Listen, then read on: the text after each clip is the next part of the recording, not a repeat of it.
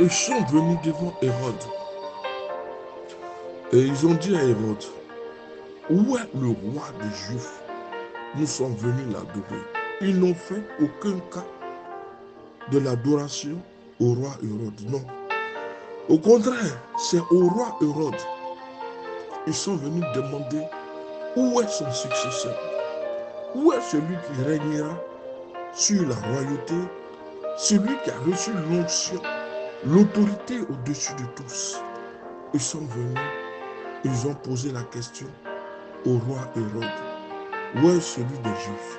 Le roi des Juifs. Et Pilate lui-même acquiesce, reconnaît la royauté de Jésus de Nazareth.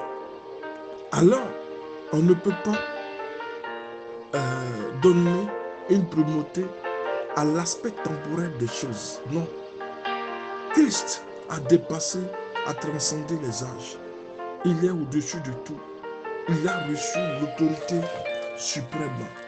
Les mages viennent demander à Hérode, lui qui est roi, lui qui savait que le Christ devait naître, où est celui des Juifs? Nous sommes venus l'adorer. Il répond dans l'affirmatif à Pilate. Je suis roi puisque tu le dis. Alors, Pilate rédigea aussi un écriteau qu'il plaça sur la croix sur laquelle était inscrit Jésus de Nazareth, le roi des Juifs. Jean 19, le verset 19. Alors, on peut supposer que cet écriteau était destiné à informer tout le monde, sans exception, que Jésus avait été crucifié parce qu'il prétendait être le roi des Juifs. En faisant cela, Pilate a involontairement proclamé Jésus comme le roi.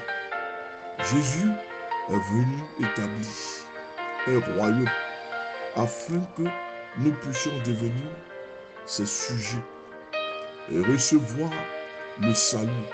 Aujourd'hui, adorons le Christ dans son état glorifié, c'est-à-dire le roi des rois, le roi au-dessus de tous les autres rois, le roi qui n'a aucune contestation, mais que tous doivent se soumettre à son autorité. Nous devons adorer le Christ glorifié, roi des rois, le roi de nos âmes. Et comme Latimer, n'oublions pas que nous devons craindre et servir le roi des rois, Yeshua le Messie, qui est notre sauveur. Que Dieu nous bénisse. Le pasteur Samuel.